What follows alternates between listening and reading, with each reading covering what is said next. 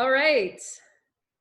Welcome everyone to another installation of Practical Creativity Live, where we unpack the creative process with people who are using it in their own way so that we can learn and do better business, do better life. So today I have the great honor and privilege to be here with Miss Tamika Bickham, one of my favorite storytellers. I love her voice and I love all the creative projects she's up to. She does such a great job of telling stories in a variety of platforms. She's done amazing work for her clients. So I'm going to turn it over to her. Tamika, tell us just a little bit more about you and what you're up to right now. Well, first, Marte, thanks for having me on this live event. I'm really excited. I tend to be on the other side of asking questions, so it's not always comfortable to be on the side of answering questions, but thank you for having me. So my name is Tamika Bickham. I am the owner and chief storyteller of TV Media Group. But before I started my business, I came from a broadcast journalism background as a local TV news reporter. And I always loved telling stories. Even growing up, I was the kid watching, like, not cartoons, but like 2020 and Dateline and investigative work. So, and I've always loved writing. So that was a natural fit. But as you all know, if you watch news, as many of us are doing right now, especially here in South Florida, it can start to wear on you. And I wanted to use my writing abilities and my storytelling abilities for more positive than negative storytelling. I definitely love and respect journalism and the fields, but ultimately I didn't see it for my long term.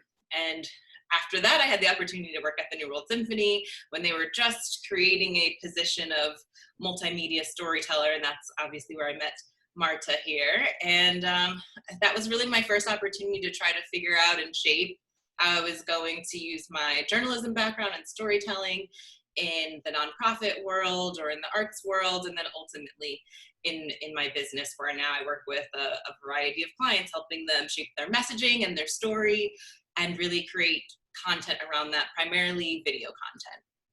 Excellent. And that is amazing. And, you know, I always love hearing about your story because we've had a lot of people on here who talk about not having a linear path and how those of us who have had that experience have felt a little weird about it, like having to explain yourself and why you didn't do the thing you set out to do, but how where you've ended up couldn't have been possible without going through all of those little intersections and learning. So I think it's totally brilliant and beautiful to hear the becoming of you and TV Media Group. So tell us just a little bit, why are stories important, especially for people with businesses? Stories are what make us human. Stories are what connect us. I think in business, we all know the term know, like, and trust, but how do you get to know, like, and trust someone? And I think that's really through building a connection, through stories that connect us, that we can relate to, or that just really give us a better understanding of the person, what is their why, or how they operate, what makes them different. So I think it just helps grow that trust between, especially in a business relationship, from a business owner and a client or a customer. You really need that story to be set apart from your competition. And I think, you know, as we've all gotten into business, we realize that, hey, just selling at people doesn't work, but building a relationship is what works, and it takes time. And stories is the way that we do that. Amazing. I love that, because when you think about people and you think about the relationships you have in your life, there is always a story there. Right. And so even our story, you know, I think back to when we first met. I was like, wow, she's like serious journalist. And I'm so like, wow, she's so professional with how she puts things together and being on camera. Just like, amazing. And you've had a lot of powerful stories that you've told throughout your career and throughout your life. I'm wondering kind of where it started. Was there a story that you remember from like your life that really inspired you or got you to pay attention to this idea of telling stories, something that maybe stuck with you? just in my life personally that said, hey, Yeah. I guess growing up, I'm trying to think of a good example. I don't know if you've heard of Lisa Ling. Sure. Yeah. I was actually a huge, Lisa Ling is the person that got me into journalism. So as a kid, and I think there's a specific story. I'm trying to think back to it. I want to say, I think she did a story in the Congo about women.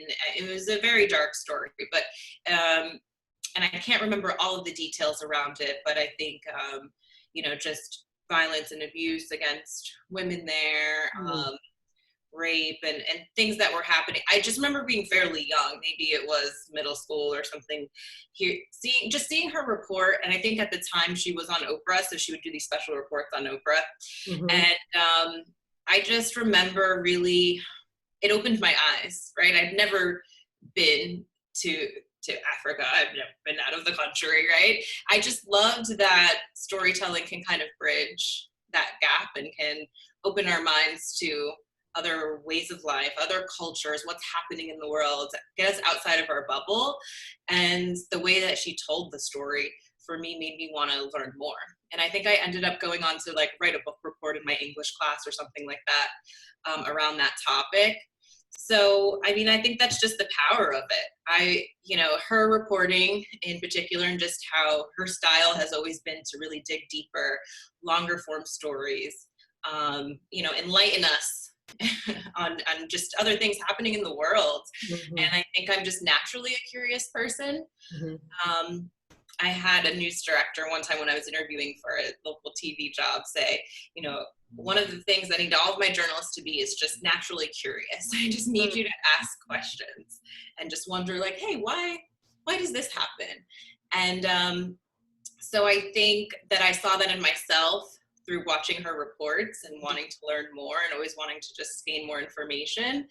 And I think that's what ultimately pushed me in the direction of communications and journalism, because I appreciated it, but I felt like I could do that and I would enjoy doing that work. So amazing. I love what you're saying about the story is the thing that kind of helps you connect, again, like almost make a relationship with an unknown place. I was really big into make believe and creating puppet shows for my little stuffed animal puppets and stuff like that with my best friend. We spent hours and hours going to these amazing places through our own stories that just didn't even exist. And obviously, hearing about other places in the world that we haven't been to, there is a story that is in our mind until we really start to dig in and research. Right. Actually, Andrea Beyer is a classical bassist. She was a New World Fellow. She just finished her fellowship, and she was talking about how she did a concert that was based on music from countries you really only hear about in the news that are probably on some State Department list of do not go there kind of places. And she really wanted to help people help dispel ideas, preconceived notions of places that people hadn't been, because in their mind they thought that some of the places were like in the middle of the desert and they're like these green places. So anyway, just the idea that story helps us understand and connect with places and people we would not otherwise directly encounter. So yeah, tell us a little bit more about a TV media group, what you're up to. I see you're in your home studio, the magic place. Where the magic happens, right here behind me. I was just shooting on Friday and I'm going to shoot some more this week. So I was like, I'm not going to break this all down in the middle, but it gives a nice effect here behind me. I love it. Yeah, so things are a little bit, some of the same, but a little bit different. And that's because of a lot of things. One, through just some of the planning and the work that I've done with you, but then two, just naturally because of this pandemic that we're in the middle of and just trying to, figure out how our businesses survive and thrive and continue to operate and help people. So I really started focusing on the health, fitness, wellness industry. And long pause. And that's because that's just something that's definitely part of my own personal journey and personal story. I think it is for all of us, just because as we're seeing right now, and I've kind of struggled maybe a little bit with communicating it, because as I've been putting this plan in place, then all of this happens, and I didn't want it to seem opportunistic in a way. Yeah. But as far as, talking to, the health industry, or just saying, hey, we're all seeing right now that if we don't have our health, we don't have anything. But that was something that I really started to realize 3 years ago, as I went through my own health challenges, and just to sum it up quickly, kind of a series of life events that were really, I guess, for me personally, traumatic, from the loss of a child in my family to, I know we all went through Irma here in South Florida, and having significant damage on my house and some financial struggles there, and then falling off the roof after that happened and breaking my wrist. It was just, I had a period of 2 years where there were a lot of things that happened, and I think it was the way that I handled that stress, maybe combined with other things in my life, that caused me to have these autoimmune issues, autoimmune responses, where I got pretty sick, and to the point that there were some times that I couldn't walk, and my knees, like just joints, and then pain from rashes, and just other things that were happening that no one could really figure out, including the doctors. But it made me really just, become much more aware of my body, and try to figure out what was going on, and trial and error, and really being faced with that if I literally can't get up and walk to this event or this thing that I'm supposed to go do, how can I, first of all, I'm not happy that way. Right. And, thinking at that time I'm a healthy 30-year-old, that doesn't make any sense to me, who's always been very active. And then just thinking that, hey, this is something that could jeopardize my business and my livelihood. So, and in addition to that, and just realizing that, I made some changes in my diet, and I'm still making changes and still learning, as far as looking more into meditation and other just avenues I can utilize to manage stress better and just be overall happier. So in addition to all of that, even when I was a journalist in Alabama and at WPLG in South Florida, I created at both of those stations health and fitness segments, because that's just always been something that's interesting to me. So if I looked at a common theme among everything, it was always just learning about food or diet and nutrition, competing in a bodybuilding show, and all of these things. I felt like that is an industry that speaks to me. That's one that I like telling the stories of. So whereas I do have a wide range of clients, from law firms and title company and the real estate industry, and even some psychologists and health, and in that arena, that the area I really do want to focus is health, fitness, wellness, because it's important to me. And especially right now, I think it's important to everybody. So that's kind of where we are, and wanting to tell more of those stories. And how am I telling those stories is with a new podcast, or video podcast, called Lift You Up, Inspiring Health Stories. So, and I'm just fascinated by people's stories, and kind of going back to what you said in the beginning, as far as none of us really have a linear path, or at least the conversations you've been having on this show, it's not just really been, one clear-cut way to get to where they are. And that's really what I'm finding. And as I interview people and bring them on the show, really, mostly everyone I have on the show are entrepreneurs who have a business in the health, fitness, wellness space, but really, yes, understanding their business, but also understanding their why and why they started their business. And for some people, it is a health challenge that they faced, or something that they overcame, or just something that happened in their life that is health related that really inspired them to want to help other people. So I tend to find that most of us, if they're, we're living our purpose and really pursuing that, there's a reason as to why that we're doing that.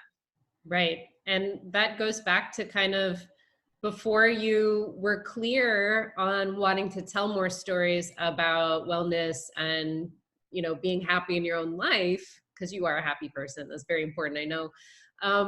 Tell us, like, how did you decide that was the thing? I mean, when you're a journalist, I imagine you're telling some of the stories you want to tell, but often you're telling stories you're being told to tell. So now that you run your own company, why this pivot, or why this like additional focus specifically on health and wellness?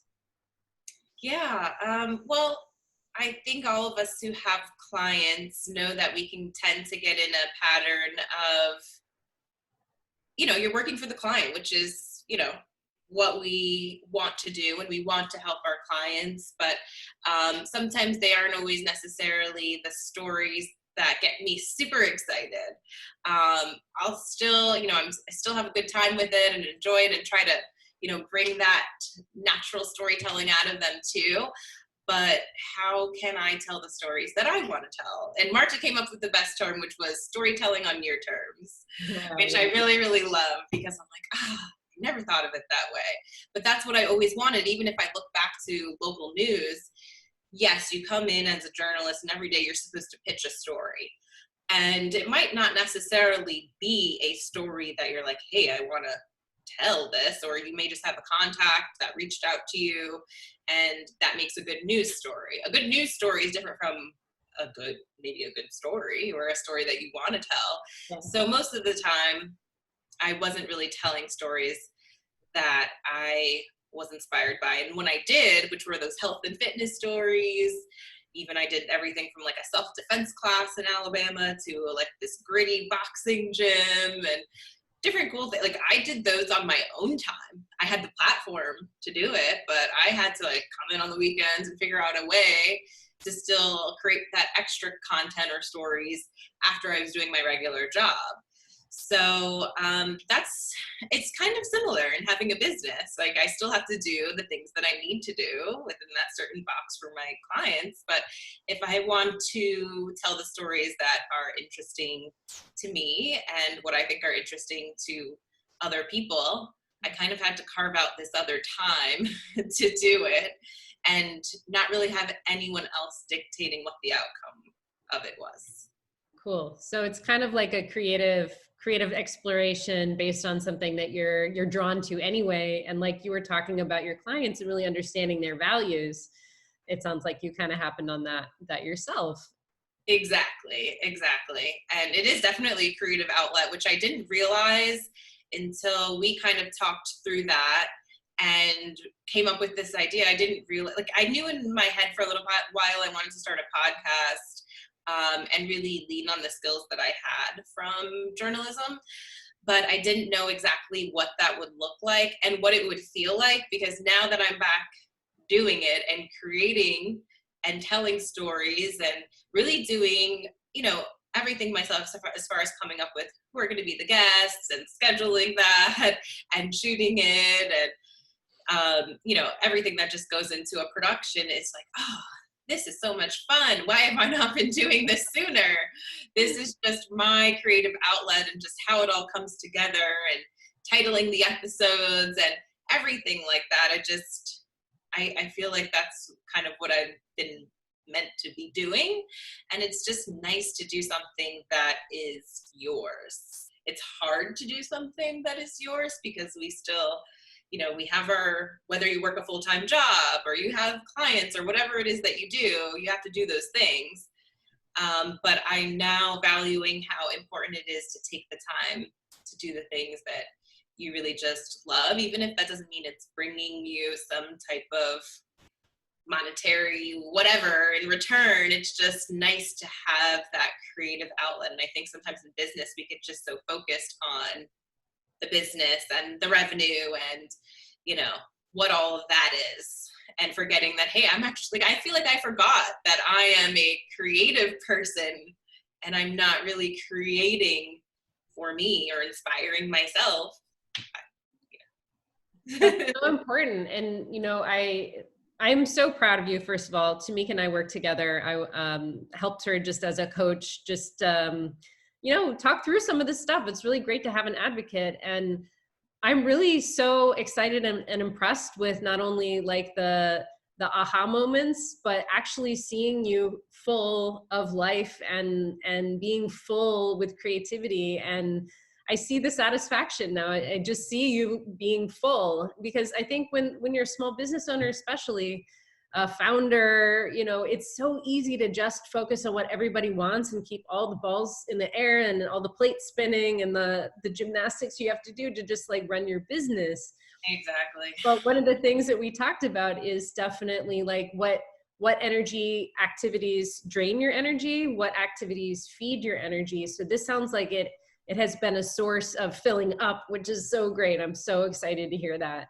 Yeah, it absolutely has. And you don't realize how much you need that.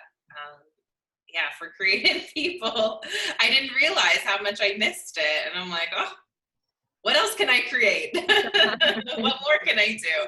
I'm over here like working way more than I ever was before, but having more fun and enjoying it a lot more.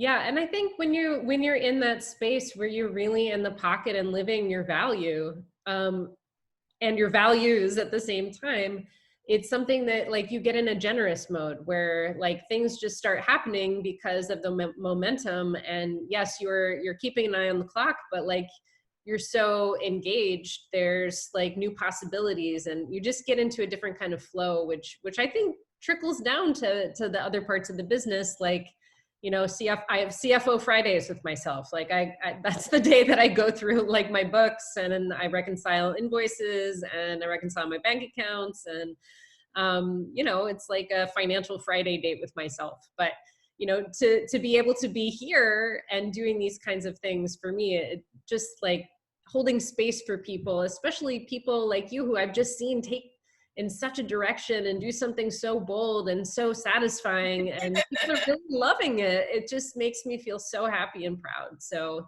thank you. That means a lot. Yeah. And I really went for it, I really did. I think leading up to the launch of the podcast, we were working.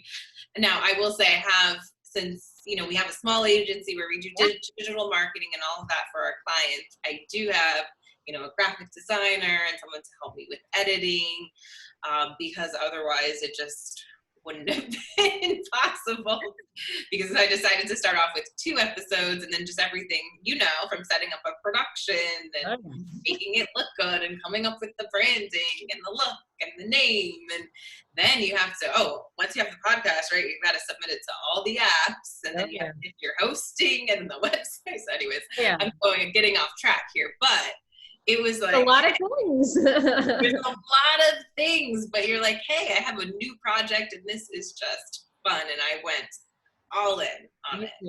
You did. And it looks so beautiful. And, most people are doing podcasts that are just audio, but yours is a video. So you can hear the audio and you can see the video. So it's great because now you have 2 ways in for people. And actually, okay. So Shantae just joined us on Instagram. She wants to know, what does Tamika do? That part. Hi, Shantae. My name is Tamika. I have a small digital marketing agency where we focus on kind of 2 different areas. One is your content creation, which is your kind of written content, like social content, blog content, emails, and things of social media content, all in that kind of bucket. But again, with the focus of just being storytelling, what is your story, what sets you apart, what's your why, and making sure that messaging always feeds all of the content that we're creating. And then the other piece, which is our big piece, is video content, telling video stories. And she is brilliant. I'll put her website in the comments. We'll post this onto YouTube and make sure that you don't miss any of the links to the podcast, to the YouTube channel, to her website.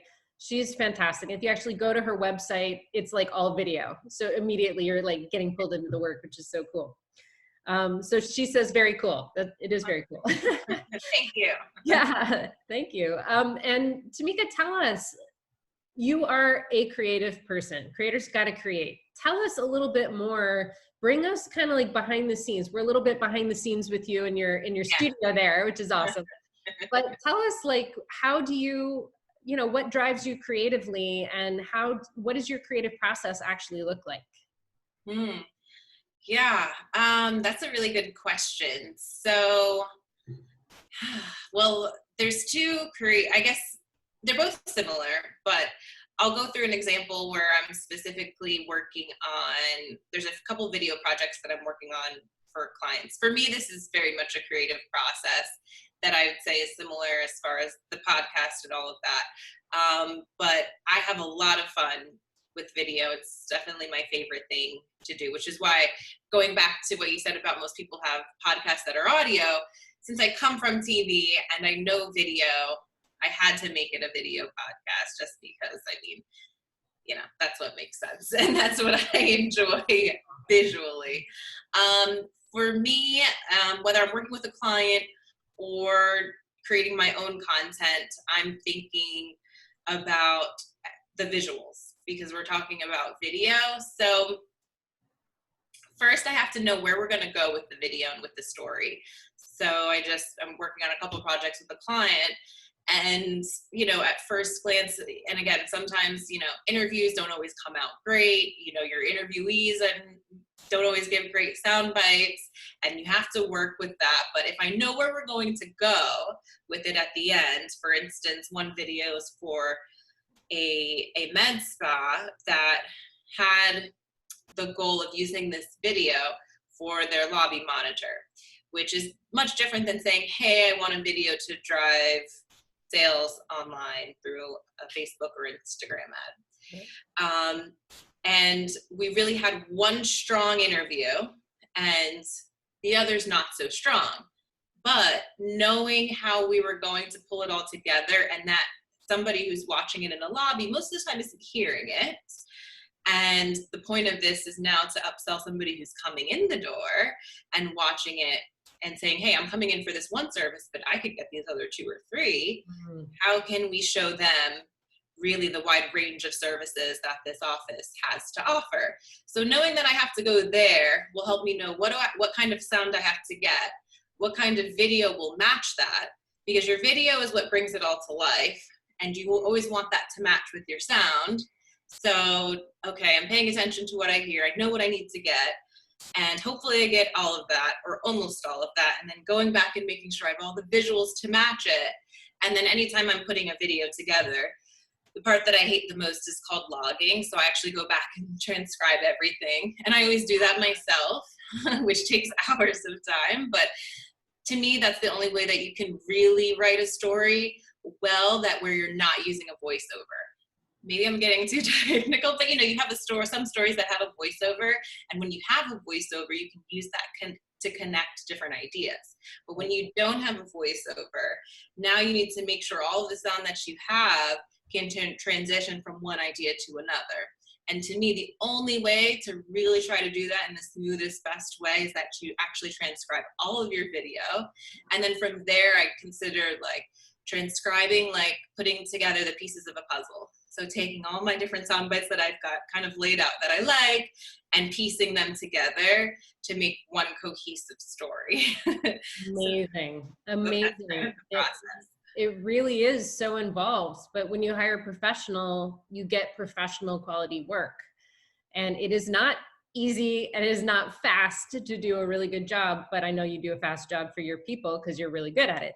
But yeah, I love that. So it's kind of like puzzle pieces. Exactly. Because you can't just go from this one topic over to this other topic. You have to make sure that person is connecting the ideas, or if you don't have that in sound, what can I use visually to make a visual transition that makes sense? That's the biggest thing. Is a lot of times, you'll see video, maybe you get lost or you feel like you missed something, and maybe because there's not a smooth transition between all of the sound. So that's like the part that I pay the most attention to, because you don't want to lose people. You want them from beginning to end. I started my career in the classroom, and definitely transitions are where people get lost. Everybody, all of us get lost, right? Exactly. It's like changing trains in Newark. You got to know, you go upstairs, down. Yeah, it's got to be clear. So that's so cool. One of the things that I'm just curious about is my partner is a former journalist. And so you're asking questions all day long in order to draw out that story from that person. So how do you know what questions to ask? So depending on the type of story, I will do like a pre-interview. So I will, if this is for a client video. With the podcast, I'll get maybe like a bio in advance and kind of do my own research. And that is really just because I think, there's two things. I think you can, most of the time, especially as a reporter and being out in the field, I would never interview somebody first and then interview them on camera. Why? Because usually you get the best stuff the first time around. If you ever heard Oprah talk about it, like she would never meet her guests backstage in the green room, because you want to save those natural responses for the live show. So I definitely like to operate that way. A lot of times people would ask me, can you send me questions in advance? And I really never do that unless they really, really want me to do that, just because people, when I have done that, what happens? People write down the answers, they try to memorize their answers, and it's not as authentic. I really like authentic video content. So when I don't have the information I need, or maybe we're starting off with a broader topic and we really need to focus in, okay, what is going to be the focus of this story? And I'm not sure of the angle. That's when I'll do like a pre-interview where we'll sit down and maybe just talk for an hour through everything. And I will kind of narrow down, like I'll listen for the thing that I think is the best angle for us to focus on. And then I will know how to go in, because I can't necessarily sit and interview somebody for an hour or 2 hours during our actual shoot if we have multiple people to talk to. So that way I know what I need to focus on and how to get to the point much quicker, and also know what I need to hear from them as well. So you were also saying, and thank you for getting that detailed, because I have no idea what this work is really like to do it really well. And so it's actually like, as you're talking, I actually have the images in my brain kind of firing so that I can visually see, like in my mind's eye, what the process is. So one of the things that I think is interesting is that you're the storyteller, but then the people you're interviewing are the storytellers, but not everybody knows what their story is, right? So how do you help people come through to knowing what that story is? Like you just said, like you hear the nugget of what you think makes sense, but how many times do you work with a client where they think the story is this, but it's actually something else? Have you ever encountered that? I have, not to, well, yes, I have.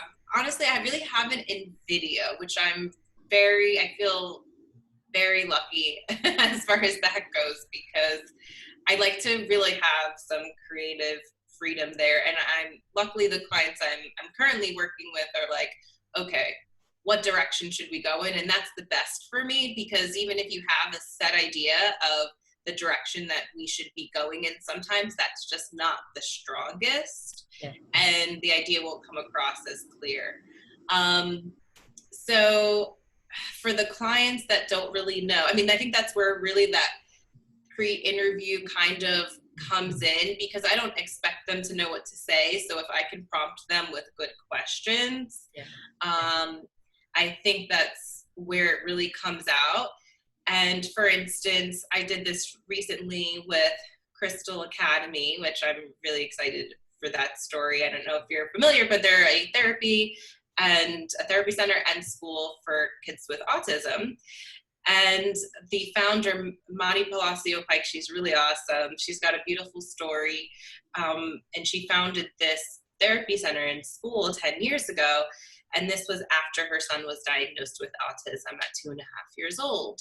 Now, there was a lot of directions that we could go with this story, but that was pretty much all I really knew about her. And I really wanted to understand, okay, was this always the plan? Did this become the plan after your son was diagnosed? Like, I wanted to know what was your job before? I mean, because to me, that's a huge switch to go from, if I go from a journalist to all of a sudden now I'm founding a school for kids with autism. I mean, to me, I'm thinking, wow, you're so moved by this cause, obviously, because it's impacting you not only personally, but there's so much more there. But there's a lot of directions we could go. So we talked for probably an hour and a half, 2 hours, and just understanding it. And then I got to the points of, okay, my parents helped fund this in the early years. I put all of my 401k into this. I didn't collect a salary for many years. Why? And then just the parents that we helped, and what it meant to me personally, and what a labor of love it was. But look how far we've come, and just getting all of that. A person doesn't just offer up all of that information in the beginning, and it's vulnerable. It's like saying, hey, my mom and dad really spent their life savings to help me make this dream come true. And when I thought I couldn't keep going, they said, here it is, you're going to do this and you're going to see this through. So someone just doesn't say that when you ask the question the first time. It's really okay, digging. And now in this pre-interview, she's told me that. So now when I go back and actually shoot the real thing, I know that I want to hear her say those things and hit those points again. So she knows, so even if she doesn't necessarily say it, if I ask a broader question, I can go back and ask a specific question that I know she will answer and give me those answers that we had previously talked about. Right. That's kind of how I approach that. I think that's amazing.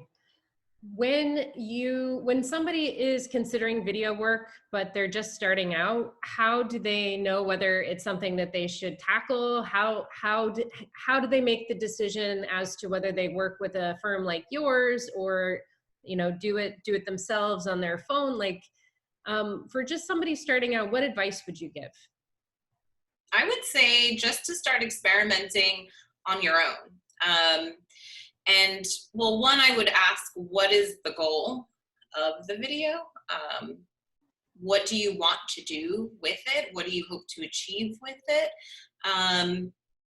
If you're just starting out, I'm guessing that you might not even be sure of that answer. And just knowing that, hey, video is king, content is king, people are saying those things. Well, how can you use it to benefit your business? We all have the tools. We all have a phone. So most of us, and many of us, have a computer that has a built-in camera, and there's tons of free softwares where you can just record yourself. So I would say, if you just want to start experimenting and you're not exactly sure of why you need this video, just try shooting a couple of things, talking to your customers. Again, it would depend on what the goal is of the video and what you hope to achieve. But I would just say start experimenting and use that in places, maybe get feedback and see what the response is. Even now, I'm going to start playing with a couple of different video formats where I'm talking more to my customers. Obviously, the podcast video podcast is longer form and 25, 30, 35 minutes, but how can I make shorter, digestible pieces of content? And I'm just going to experiment with a couple of different formats, and whether I'm using video over, is it just going to be me talking? Am I going to have a little intro with a title at the beginning? If you're talking about social, a lot of times, you want that to be captioned, or maybe if you're talking on camera, you have a headline, what the video is about, since people are listening with the sound off. But I'm also creating a little branded thing about who I am and what I do. So maybe I'm going to try putting that at the beginning of the video and then putting it at the end of the video, because most of the time, we lose people. We have 10 seconds to catch their attention. After that, the viewership is dropping off. So I don't know if I want that 10 seconds in the beginning to be something that's, just pictures and video of me, or if I just want to get to the point. So I say that because if you don't have a very clear goal, video can get expensive. So just kind of experimenting and seeing, hey, what works, what doesn't work, what can I use this for? What am I hoping to achieve? And then maybe once you see the direction that data is taking you, and you have a better idea of what you want video for, then that's when you can bring in someone to help you produce it so that it's, you know, money well invested. I love that. Actually have a friend who was helping me at the very, very beginning, even understand what is a Facebook ad and how do you do it. And her whole thing was, you should learn Facebook ads so that eventually you know how to direct somebody, because it's very subtle and it's very nuanced. And if you just put in the hands of somebody, you don't know that they're going to target in the way that you want, or that the message, like, you can't just outsource something that important when you're small, because like it really, really matters. So I love what you're saying, which is like gain experience by doing and then refine it when it's time. So I think that's good advice. Tamika, I could talk to you all afternoon. I just love hearing about how you do your work, how you approach your clients, even just hearing kind of like, before you create anything, determine what is the goal, what do you want to achieve, like what does success look like, and then working backwards. Even what you're talking about, which is, it's not just the video, it's also other things like, is there text, are there captions, is there an intro, is there an outro, that kind of thing. So a lot of elements to think about, even within a story, right? So that's so helpful, and it's very inspiring to talk to you and hear all about your own path and your own business. And I'm so thrilled to hear from you and about what you're up to. Everybody, you got to check out her podcast. It's on TV Media Group. I'll put all of the links in the show notes. And other than that, if you have any questions for Tamika, please leave them in the comments, and subscribe and let us know what you think. We want to keep bringing people like Tamika on and entertain you with more practical creativity. So everybody, I hope you stay creative, and we'll see you next time.